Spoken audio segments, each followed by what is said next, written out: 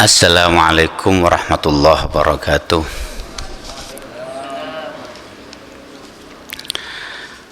Alhamdulillah. Alhamdulillahilladzi arsala rasulahu bil haqq liyudhhirahu 'alad dini walau karihal kafirun. Asyhadu an la ilaha illallah wahdahu la syarikalah wa asyhadu anna Muhammadan abduhu wa rasuluh. Allahumma salli wa sallim ala sayyidina Muhammadin wa ala alihi wa ashabihi. Ma'asyiral hadirin rahimakumullah. Marilah kita panjatkan puji syukur kehadirat Allah Subhanahu wa taala yang telah memberikan nikmat kepada kita, nikmat yang begitu besar, nikmat yang begitu banyak. Selayaknya kita memuji kepada Allah sebanyak-banyaknya.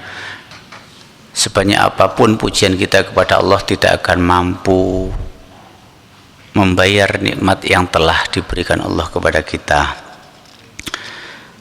Karena kita nggak mampu membayar, maka selayaknya juga apa yang sudah menjadi perintah Allah harus kita laksanakan, apa yang sudah menjadi larangan Allah harus kita tinggalkan.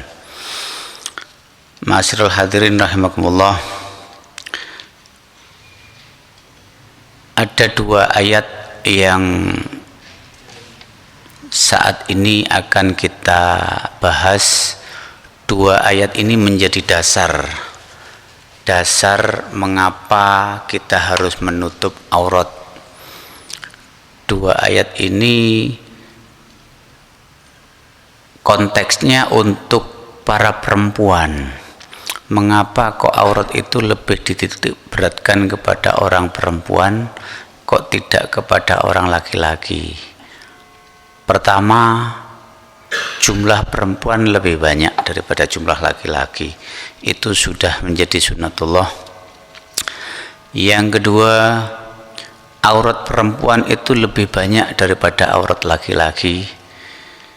Kalau aurat laki-laki antara pusar dan lutut, kalau aurat perempuan seluruh badan. Seluruh badan kecuali muka dan telapak tangan saat sholat.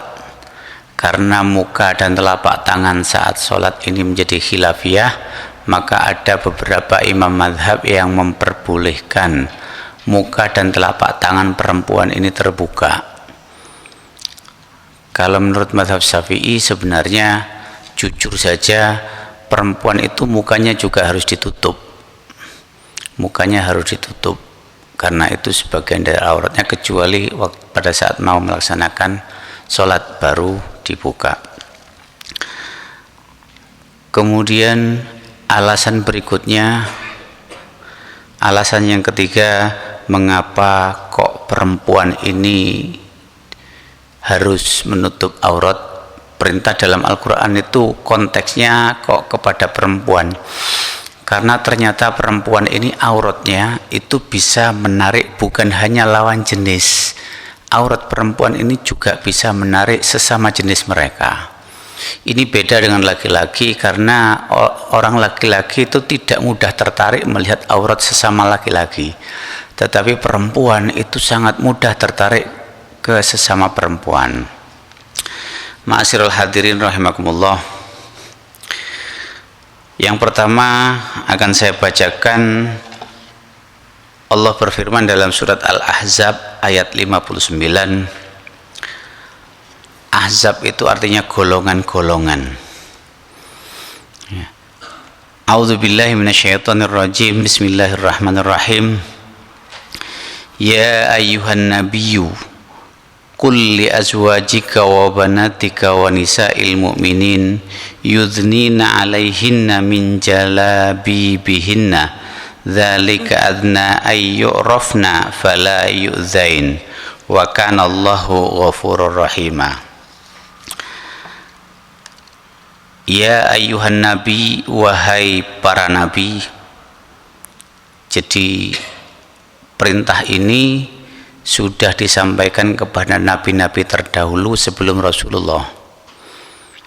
menutup aurat itu sudah diberikan oleh Allah. Perintahnya ini bukan hanya saat Rasulullah saja, tapi mulai zaman dahulu, insya Allah mulai zaman Nabi Adam itu sudah diperintahkan untuk menutup auratnya. Tapi mungkin ada perbedaan menutup aurat zamannya Nabi Adam dengan zaman sekarang ini berbeda, ya. Ya ayuhan nabi, wahai para nabi, qul, katakanlah, li azwajika, untuk istri-istrimu, wa banatika, dan perempuanmu, anak-anak perempuanmu, wa nisa'il mu'minin, dan perempuan orang yang beriman, ya. Yudnina, hendaklah, alaihinna, terhadap mereka sendiri, min jalabibihinna, mengulurkan jilbabnya. Jadi kata jilbab itu diambil dari ayat ini, jalabibihinna. Istilah jilbab yang populer itu karena ayat ini. Kemudian akhir-akhir ini mulai berubah, bukan jilbab, ya. Istilahnya yang populer sekarang ini bukan jilbab, tetapi mereka lebih populer mengatakan hijab. Hijab bukan jilbab. Jadi kalau seandainya kita menggunakan kata jilbab, itu sebenarnya kata yang diambil dari ayat ini, dari Al-Quran, ya. Dzalika adna, sesungguhnya yang demikian itu supaya mereka lebih mudah dikenal. Dzalika adna ayyurafna. Jadi orang memakai jilbab itu supaya mudah dikenal. Oh, orang ini beriman, ya.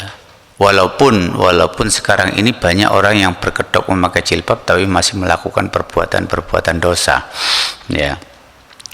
Fala yu'zain, dan supaya mereka tidak diganggu. Jadi dengan memakai jilbab, orang itu akan berpikir dua kali kalau mau mengganggu.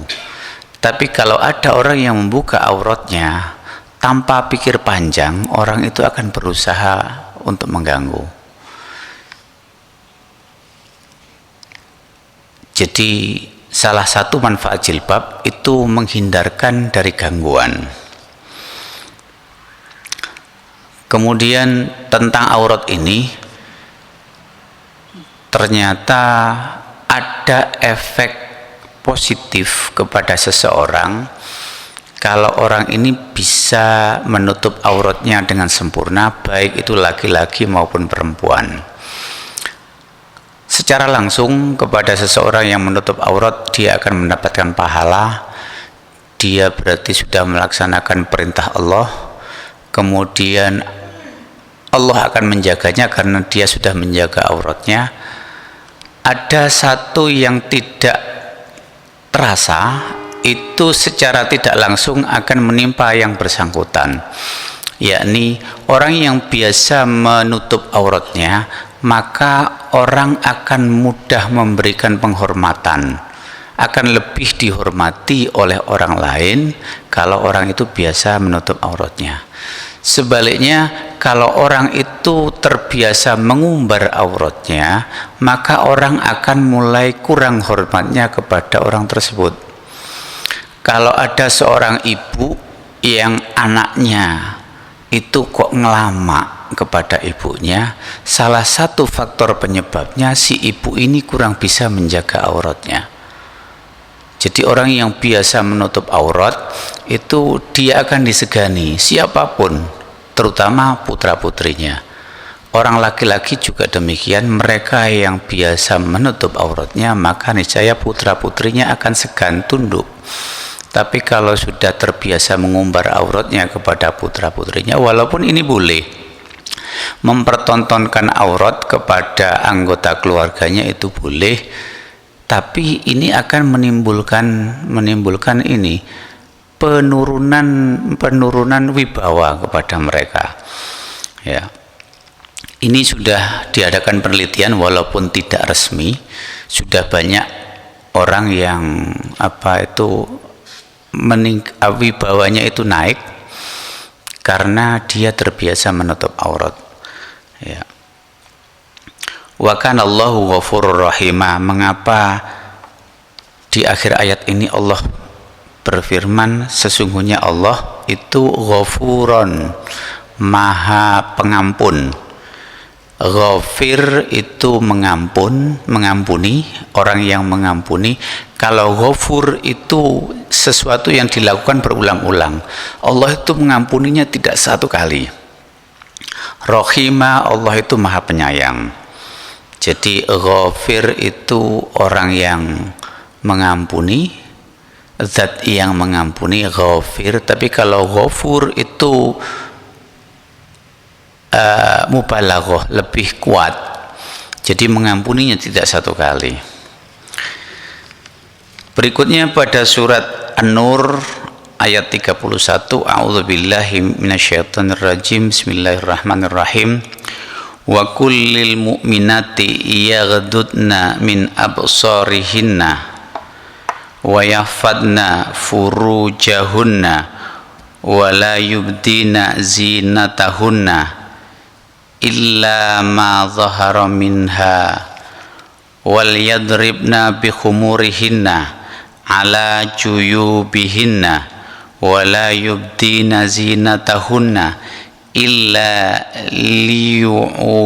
libu'ulatihinna aw abaihinna aw abai bu'ulatihinna aw abnaihinna aw abnai bu'ulatihinna aw ikhwanihinna aw bani ikhwanihinna aw bani akhwatihinna aw nisaihinna aw ma malakat aymanuhunna awit tabi'ina ghairi ulil irbati minar rijali awit tiflil ladzina lam yadhharu ala auratin nisa wala yadribna bi arjulihinna liyu'lama ma yukhfina min zinatihinna wa tubu ilallahi jami'a ayyuhal mu'minun la'allakum tuflihun.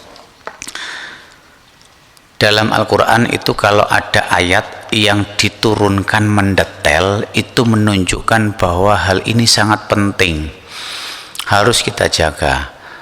Mendetail ini biasanya terkait dengan hubungan kekerabatan, baik itu warisan, baik itu mahram, ya. Termasuk di sini Allah menjelaskan secara mendetail kaitannya dengan kepada siapa kita boleh memperlihatkan aurat. Aurat itu ada dua, ada aurat kecil dan ada aurat besar.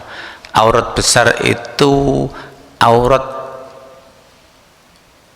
sekitar alat kelamin primer bagi laki-laki maupun perempuan. Itu alat kelamin primer itu aurat besar. Tapi aurat kecil itu aurat yang harus ditutupi sebagaimana perintah yang selama ini kita yakini. Jadi untuk perempuan seluruh tubuhnya, untuk laki-laki antara pusar dengan lutut.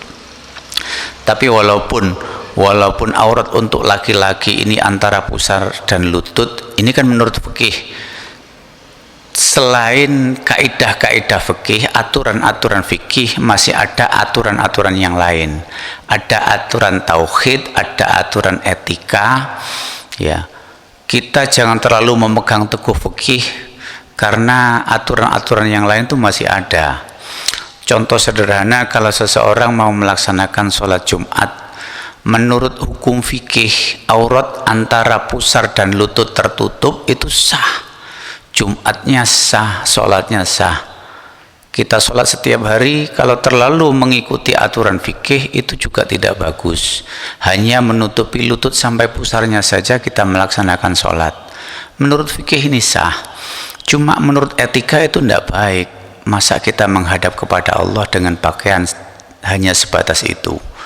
kita melaksanakan sholat Jumat kita coba memakai pakaian seperti itu, pasti banyak orang yang akan menyangka bahwa orang tersebut sudah tidak waras. Walaupun menurut fikih itu sah, tapi kalau menurut bahasa Jawa ojo kefikihan, terlalu memegang teguh fikih, tapi yang lain etika tauhidnya masih kurang. Ya. Dalam ayat 31 surat An-Nur ini Allah menjelaskan siapa saja yang boleh melihat aurat kecil. Ya. Kalau ada perintah kul, berarti di situ yang diperintahkan adalah satu orang. Karena ayat ini diturunkan kepada Rasulullah, maka konteks ayat ini memerintahkan kepada Rasulullah untuk berkata, katakanlah wahai Muhammad, lil mu'minati, untuk orang-orang yang beriman, yaghdudna min absarihinna, hendaklah mereka menahan pandangan. Artinya untuk wanita itu sebaiknya melihat sesuatu itu jangan diumbar penglihatannya, harus dibatasi pandangannya. Artinya diperintahkan kepada wanita itu untuk membatasi penglihatannya dengan cara menunduk. Kalau berjalan itu hendaklah menunduk, jangan tolah-toleh melihat kanan ke kiri. Ini bagi orang wanita sebaiknya begitu, dan itu akan mendapatkan pahala. Mereka hendaklah menahan pandangannya dan kemaluannya. Artinya kemaluannya ini jangan sampai dilihat orang, jangan sampai dimanfaatkan untuk sesuatu yang tidak diperkenankan, kecuali yang biasa nampak, dan janganlah menampakkan perhiasannya. Wanita itu tidak boleh menampakkan perhiasan. Dia punya perhiasan apa itu tidak boleh ditunjukkan, nggak boleh ditunjukkan. Misalkan kalung itu nggak boleh ditunjukkan. Ya, dia punya gelang sebaiknya jangan ditunjukkan, karena itu akan memancing perbuatan jahat menimpa dirinya. Ya, tapi kadang-kadang ada yang tidak menyadari karena dia itu kaya, karena dia itu merasa dirinya kaya bisa beli gelang banyak. Ini pernah saya jumpai, ada salah seorang penumpang bis, dia itu merasa dia kaya, gelangnya banyak, dia berusaha duduk dengan memperlihatkan gelangnya. Mestinya kan ditutupi, itu tidak, malah dipertontonkan. Bajunya dipingkis supaya kelihatan gelangnya, kemudian duduknya ditata sedemikian rupa karena duduknya berada di belakang supir, sebelah kiri, sebelah jalan. Dia berusaha duduk dengan mempertontonkan harta yang dimiliki. Ini pertama, itu memancing kejahatan. Yang kedua, ini bertentangan dengan apa yang sudah diperintahkan oleh Allah dalam surat An-Nur ayat 31 ini. Ya, menampakkan perhiasannya itu tidak boleh. Janganlah mereka menampakkan perhiasannya, kecuali yang biasa nampak daripadanya. Seperti cincin itu kan sudah terbiasa. Tapi kalau gelang, kalung, termasuk juga ini bingle yang di kaki, itu jangan ditampak-tampakkan. Jadi kalau keluar rumah sebaiknya perhiasan ini jangan dipakai. Dan hendaklah mereka menutupkan kain kerudung ke dadanya. Sebaiknya perempuan kalau memakai kerudung itu bisa menutupi dadanya, jadi biar tidak kelihatan bentuknya, biar tertutup juga bagian-bagian yang terbuka dari bajunya. Jadi biasanya bajunya akan terbuka bagian dadanya atau bagian punggungnya, ini hendaklah ditutup dengan kerudungnya. Ya, jadi aurat itu seperti pernah saya sampaikan, selain warna kulit, aurat itu adalah bentuk tubuh. Kalau hanya warna kulit saja, berarti seseorang yang mengecat tubuhnya dengan warna lain itu sudah menutup aurat. Tidak, bukan hanya warna kulit, tapi bentuk tubuhnya. Bentuknya kelihatan, itu adalah aurat. Jadi selain warna kulit, itu adalah bentuk tubuh, itu merupakan aurat. Kemudian kalau ada yang tanya aurat itu apa sih? Aurat itu dari kata awira, artinya sesuatu yang memalukan kalau diketahui. Kalau menurut terjemahan yang lain, sesuatu yang harus ditutupi, yang menjadi tanggung jawab kita jangan sampai orang tahu, itu aurat. Ya. Dan janganlah menampakkan perhiasan kecuali kepada, ada beberapa orang, beberapa segmen yang boleh melihat perhiasannya, ya aurat kecilnya mungkin tidak memakai kerudung, mungkin bajunya lengan pendek, ya itu kan berarti perhiasannya diperlihatkan kepada mereka. Kepada siapa diperbolehkan? Jadi perkecualian seseorang menutup auratnya ini kecuali ada beberapa golongan. Yang pertama, li azwajihinna, li bu'ulatihinna. Li bu'ulatihinna ini sama dengan azwajihinna, artinya suami mereka. Ya, jadi kepada suami itu boleh memperlihatkan itu. Au abaihinna, atau ayah mereka. Jadi kepada orang tua itu boleh mempertontonkan aurat kecilnya, bukan yang besar tapi hanya sebatas lengannya, kemudian mungkin betisnya kelihatan. Kepada ayah itu tidak apa-apa. Au abaihinna au abai bu'ulatina, atau orang tua dari suaminya, berarti mertua. Kepada mertua seperti itu, ya. Secara tidak langsung kriteria-kriteria yang ada di sini itu adalah mereka yang tidak boleh dinikahi. Jadi tidak boleh menikah dengan wanita tersebut. Makanya diperbolehkan memperlihatkan perhiasannya atau aurat kecilnya kepada mereka, ayah suami mereka yang ketiga.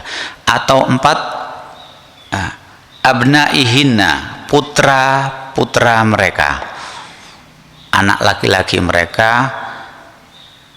Au abnai bu'ulatihinna, atau putra-putra suami mereka. Bisa jadi seseorang ini menikah dengan seorang laki-laki, seorang wanita menikah dengan seorang laki-laki. Si laki-laki ini sudah punya anak, ya, secara garis keturunan perempuan ini tidak punya ikatan dengan anak laki-lakinya, sehingga kalau perempuan ini punya anak perempuan, yang laki-laki punya anak laki-laki, ibu dan bapaknya menikah, anaknya pun boleh menikah karena tidak ada hubungan darah, ya.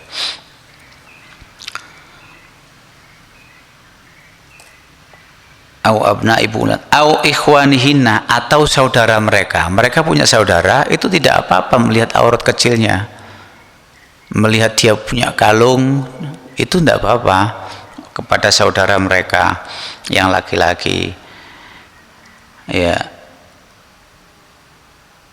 Au bani ikhwanihinna, atau anak laki-laki dari saudara mereka laki-laki.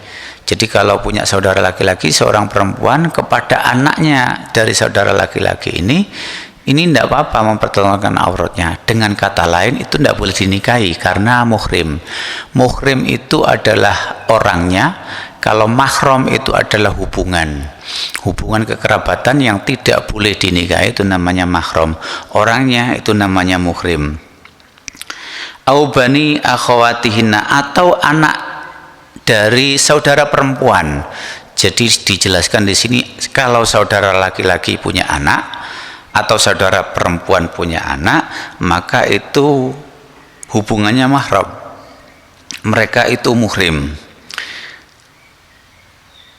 ya. Au bani akhwatina au nisaihinna, atau sesama perempuan. Aurat kecil itu sesama perempuan tidak masalah, tapi kalau aurat besar itu tidak diperbolehkan. Sesama perempuan kok melihat aurat besar sesama perempuan, itu tidak boleh. Demikian juga laki-laki sesama laki-laki kok melihat aurat besarnya, mandi bareng misalkan laki-laki sama laki-laki, itu hukumnya haram. Walaupun sama jenis, itu hukumnya haram, ya. Auma malakat aimanuhun, atau budak-budak yang mereka miliki. Malakat aimanuhun, budak yang dimiliki, itu hukumnya seperti barang yang kita beli. Barang yang kita beli itu kan kita berhak berbuat apa saja terhadap barang tersebut, itu tidak apa-apa karena mereka tidak boleh menikah dengan kita, ya, tidak boleh. Terus kemudian awit tabiina ghairi ulil irbah. Yang ke-11, pelayan laki-laki yang tidak mempunyai keinginan terhadap wanita. Dengan kata lain, mungkin dia punya kelainan seksual sehingga nggak tertarik kepada wanita. Kalau pelayan itu tidak masalah melihat aurat kecilnya, ya. Atau dulu kan populer orang itu dikebiri supaya nggak punya syahwat. Ya, jadi kalau sudah dikebiri, kantung spermanya itu dibuang, maka dia tidak akan punya syahwat lagi, nggak ada ketertarikan kepada wanita. Lah, kepada pelayan-pelayan yang seperti ini, itu boleh mempertontonkan perhiasannya atau aurat kecilnya. Yang ke-12, awit tifli, atau kepada anak kecil alladzina lam yadharu ala auratin nisa, yang mereka itu enggak tertarik dengan aurat perempuan. Kepada anak kecil yang enggak tertarik, artinya mereka belum cukup umur, masih kecil, itu kan enggak tertarik dengan aurat perempuan, itu boleh. Tapi kalau sudah mulai ada ketertarikan kepada aurat perempuan, maka kita harus menjaga, ya. Maksudnya di sini anak kecil itu yang tidak berhubungan darah, tidak tidak termasuk dalam urutan pertama sampai ke 11, itu tidak termasuk di dalamnya. Artinya anaknya orang lain kalau masih kecil itu tidak apa-apa, ya. Wala yadribna bi arjulihinna, dan seorang perempuan, kalau orang Arab itu biasanya kan pakai bingle kayak orang Madura itu. Ini tidak boleh menghentakkan kakinya, memukulkan kakinya, liyu'lama ma yuhfina min zinatihin, yang tujuannya supaya terdengar suara gemerincing dari binglenya itu. Ini tidak boleh menunjukkan, ya. Biasanya yang dihentakkan itu kan kaki supaya terdengar kerincing-kerincingnya. Demikian juga tangan, walaupun tidak dihentakkan, kadang-kadang digoyang-goyang supaya gelangnya itu terdengar suara gemerincing, itu tidak boleh. Untuk menunjukkan bahwa dia punya perhiasan itu tidak boleh. Wa tubu ilallahi jami'a ayyuhal mu'minun. Nah, pada ayat ini Allah memerintahkan kepada kita untuk bertobat. Mengapa kita diperintahkan bertobat? Kalau kita sudah melaksanakan hal-hal di atas itu kan larangan, ternyata kita kok melakukan, maka kita harus meminta tobat, meminta maaf kepada Allah. Ayyuhal mu'minun, dalam konteks ini ada kata ayyuhal mu'minun, Allah memerintahkan bertobat bagi orang-orang yang beriman. Artinya kalau kita masuk kategori orang yang beriman, kita harus bertobat. La'allakum tuflihun, semoga kamu beruntung. Falah itu artinya beruntung.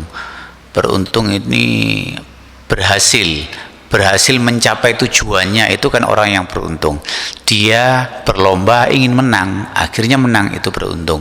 Kita punya tujuan untuk masuk surga, kemudian kita berhasil masuk ke dalam surga, ini artinya kita beruntung karena bisa mencapai tujuannya.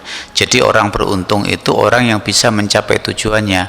Orang yang lain kepingin, ternyata orang yang lain tidak bisa, dia yang bisa, seperti itu, ya. Ma'asyiral hadirin rahimakumullah, dengan kita sering bertemu, kita sering mendengarkan tausiah, itu sarana untuk kita untuk bisa saling mengingatkan. Bukan berarti mereka yang ada di depan mic ini orangnya yang paling baik, tidak.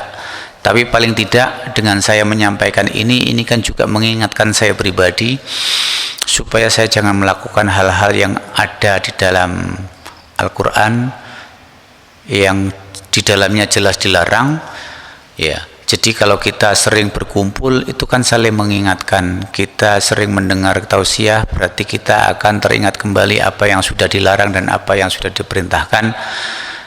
Dan saya yakin mereka yang bisa menjalankan apa yang sudah diperintahkan dan meninggalkan apa yang sudah dilarang, pasti dia akan mencapai tujuannya, dia pasti akan beruntung, dia akan mencapai apa yang menjadi tujuan dari akhir hidupnya, yakni masuk ke dalam surga. Semoga pertemuan kita ini membawa manfaat, semoga silaturahim kita ini memanjangkan umur kita, melapangkan rezeki kita.